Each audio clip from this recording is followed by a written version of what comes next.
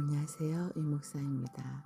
신앙인의 첫걸음 두 번째 시간, 예수님께서는 나를 위해 어떤 일을 하셨을까요? 기본 점검. 첫째, 나는 예수님이 나를 위해 하신 일을 잘 알고 지금도 나를 위해 일하고 계심을 느낀다. 두 번째, 나는 예수님이 하신 일에 대해 약간의 지식이 있다. 세 번째, 나는 예수님이 무슨 일을 하셨는지 전혀 알지 못한다. 예수님이 나를 위해 하신 일은 무엇입니까? 또 아는 대로 노트에 한번 적어보시기 바랍니다. 예수님께서 이 땅에 계셨을 때 남기신 행적들은 4명의 각기 다른 제자들에 의해 기록되어 우리에게 전해졌습니다. 이 4권의 복음서 마태, 마가, 누가, 요한복음을 통해 우리는 예수님께서 생전에 하신 일들과 그분이 정확히 어떤 분이신지, 그리고 그분과 우리와의 어떤 관계를 갖고 있는지를 알 수 있습니다. 예수님에 대해서 아래에서 더욱 자세히 살펴보도록 하겠습니다. 첫째, 인간의 유괴 문제를 해결하셨습니다. 작은 1번, 인간의 연약한 육체적 질병을 치유하셨습니다. 마태복음 11장 2절에서 6절, 맹인, 다리 저는 자, 나병 환자 등을 치유하셨습니다. 작은 2번, 이 세상에서 가장 약하고 소외된 자들의 친구가 되셨습니다. 마가복음 2장 15절, 당시 사회에서 가장 소외받던 세리, 창기와 함께 하셨습니다. 작은 3번, 죽은 자를 살리셨습니다. 마태복음 11장 5절, 요한복음 11장 43절에서 44절. 예수님은 인간의 연약한 육체의 문제를 해결해 주셨습니다. 두 번째, 인간의 영의 문제를 해결하셨습니다. 작은 1번, 하나님의 말씀을 가르치시고 천국 복음을 전파하셨습니다. 마태복음 4장 23절. 작은 2번, 인간의 죄를 사하기 위해 채찍질을 당하시고 십자가에 못 박혀 돌아가셨습니다. 마가복음 15장 15절 25절, 즉 인간의 죄사함을 위해 대속제물이 되셨습니다. 마가복음 10장 45절. 작은 3번, 인간을 위해 죽으심으로 우리에 대한 사랑을 확증해 보이셨습니다. 로마서 5장 8절. 예수님은 십자가의 보혈로 우리의 죄를 씻어 주심으로써 죄의 문제를 다 해결하셨습니다. 이 세상에서 예수님이 하신 일에 대해 알게 된 것은 무엇입니까? 바로 예수님은 인간의 영육의 전인적인 치료자라는 사실입니다. 예수님은 이 땅에 계시는 동안 병자를 치유하고 죽은 자를 살리시는 등 인간의 육체의 연약함을 돌아보셨습니다. 동시에 그분은 죄로 인해 영벌을 받을 수밖에 없는 인간들을 위해 대속제물이 되심으로써 우리에 대한 그분의 지극한 사랑을 보여주셨습니다. 그러나 이러한 예수님이 하신 일을 지적으로 알고 동의하는 것만으로는 부족합니다. 중요한 것은 그분이 하신 일이 모두 나를 위해 하신 일이라는 사실을 믿고 받아들여야 합니다. 다음에서 방금 배운 예수님이 인간을 위해 하신 일들이 나와 어떤 관계가 있는지 점검해 보시기 바랍니다. 자, 두 번째 학습 점검, 인간의 유괴 문제를 해결하신 예수님. 예수님이 기적을 일으키는 현장에는 늘 수많은 무리들이 모여들었습니다. 왜일까요? 바로 자기들의 이익을 도모하기 위해서였습니다. 질병 치유의 기적, 배고픔의 해결 등 그들이 받을 수 있는 유익이 너무나 많았기 때문입니다.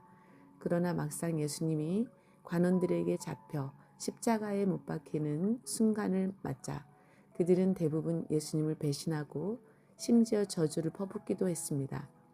그의 수제자 베드로조차 예수님을 모른다고 발뺌했으니 다른 이들은 오죽했겠습니까?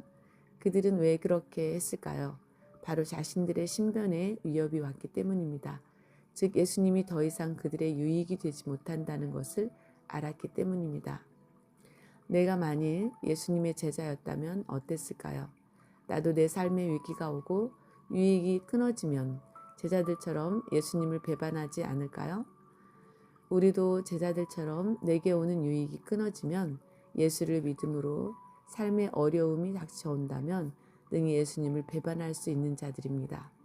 인간의 영의 문제를 해결하신 예수님, 죄란 무엇일까요?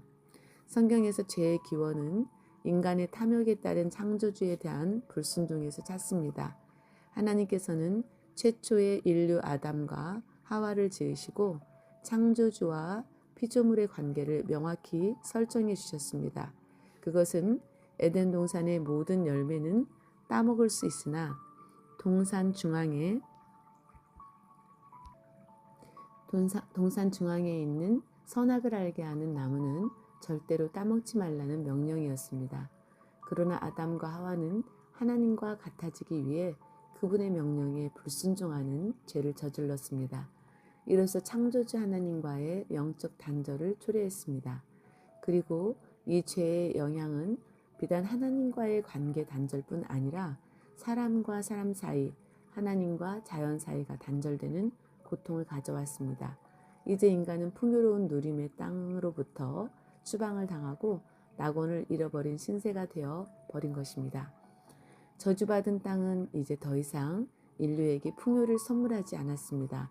아담이 경작해야 하는 땅은 엉겅퀴를 내므로써 아담은 늘 수고하고 땀 흘려야 소출을 낼 수 있었습니다.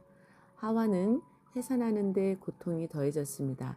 사람들 사이에서는 시기와 질투가 극대화되어 살인으로부터 많은 일들을 하나님의 마음을 아프게 하는 일들을 하게 됩니다. 인류는 점점 병들고 추악하고 포악해졌습니다.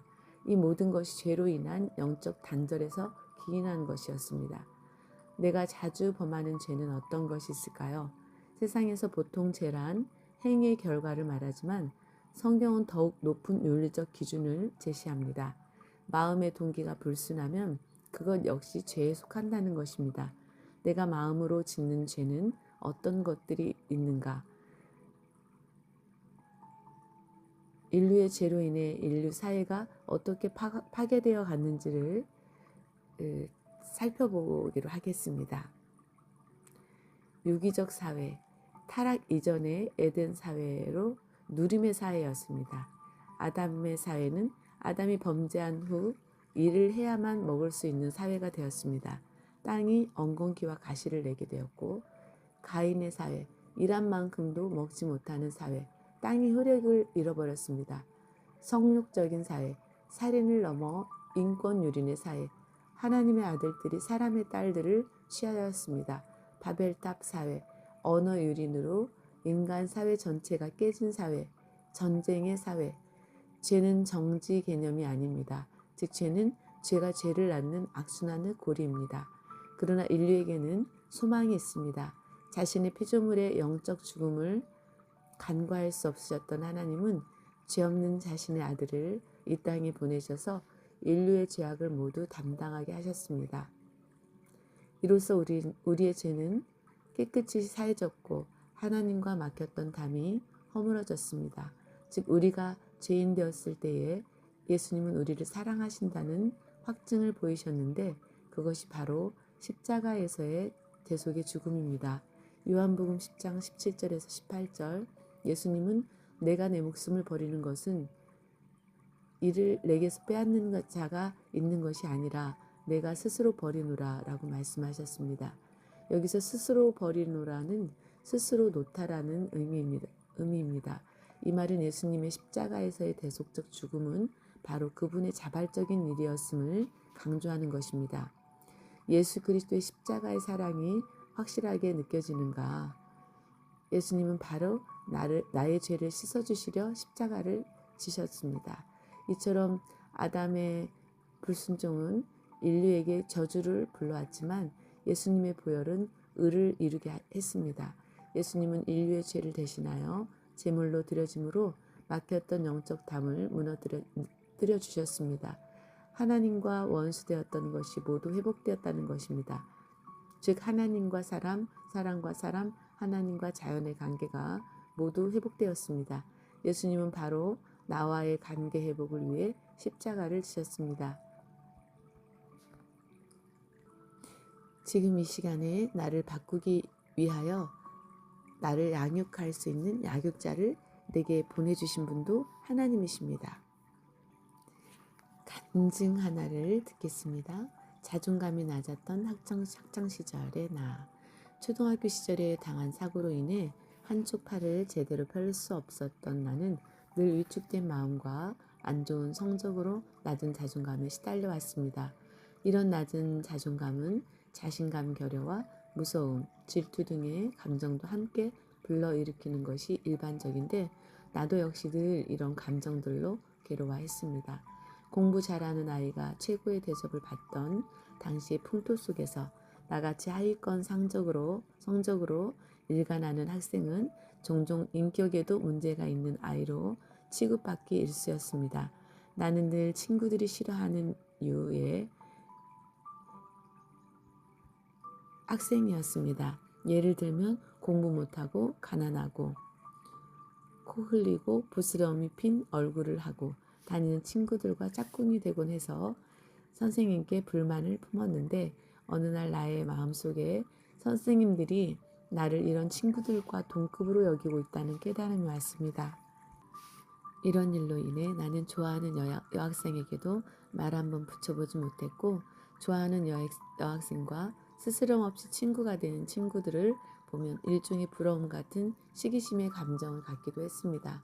이렇듯 학창시절에 나는 늘 자신감이 없고 두려움이 많았고 남을 언제나 부러워하는 마음으로 가득했습니다. 예수님이 나를 위해 하신 일. 나는 어린 시절부터 교회만큼은 열심히 다녀 예수님이 하신 대속의 사역, 인간의 육의 연약한 문제를 해결하셨다는 것을 성경을 통해 많이 배웠고 잘 알고 있었습니다. 그러나 성경 지식을 아무리 들어도 별로 나의 삶에는 변화가 일지 않았습니다. 교회는 열심히 다녔지만 여전히 나는 학교 생활의 부적응으로 인해 낮은 자존감을 지니고 늘 위축된 생활을 하고 있는 한 작은 아이였을 뿐이었습니다. 그러나 어느 날 내 인생에 큰 전환이 일어나는 계기가 찾아왔습니다. 그것은 물론 하루아침에 이루어진 일은 아닙니다. 우여곡절 끝에 들어간 고등학교에서 수학 선생님이 나를 지목해서 어떤 문제든 학생들 앞에서 그것을 풀고 설명할 것을 요구하는 일이 생겼습니다. 나는 매우 두렵고 떨렸지만 그렇게 줄곧 6개월의 시간을 그렇게 하자 내게 이상한 변화가 찾아왔습니다. 더 이상 남의 앞에서 서는 일이 두렵거나 떨리지 않게 되었습니다. 이것은 정말 기적이었습니다. 늘 남의 앞에 서는 것이 자신 없고 두려움이 많았던 내가 이제는 완전히 딴 사람으로 바뀐 것 같았습니다. 아마 지금 남의 앞에 서는 일을 위해 주님이 이미 준비시키신 것이 아닌가 생각이 듭니다. 그즈음 나는 나의 돌아온 길을 돌아보며 기도하는 중에 내 인생의 순간순간, 내 인생의 한 발자국 한 발자국마다 그분이 나를 위해 기적을 행하셨구나라는 큰 깨달음을 얻었습니다. 예수님은 내 인생의 발자국마다 나와 함께 하시고 나와 함께 걸어오셨던 것입니다. 여러분의 인생 속에서도 분명히 하나님의 발자취, 하나님이 나와 함께 걸어오신 발자취가 또 하나님의 그 사랑이 느껴지실 겁니다. 하나님을 만나고 나면, 예수님을 만나고 나면 아, 그게 모두 하나님의 섭리였구나 라는 것을 깨닫게 될 겁니다. 여러분 오늘도 땅의 일로 인해서 힘들고 어려운 일들도 많이 있을 수 있습니다. 그러나 하나님께 도우심을 요청하고 너희 수고하고 무거운 짐진 자들아 다 내게로 오라고 하신 말씀을 기억하고 그 말씀대로 무거운 짐을 십자가 아래 내려놓고 하나님 앞에 간절히 기도하시고 또 도우심을 요청하고 또 하나님과 동행하는 그리고 하나님의 우리를 지켜주심과 보호하심의 사랑을 느껴보시는 그러한 한날의 삶이 되시기를 주님의 이름으로 축원합니다. 여러분 사랑합니다. 축복합니다. 이목사였습니다.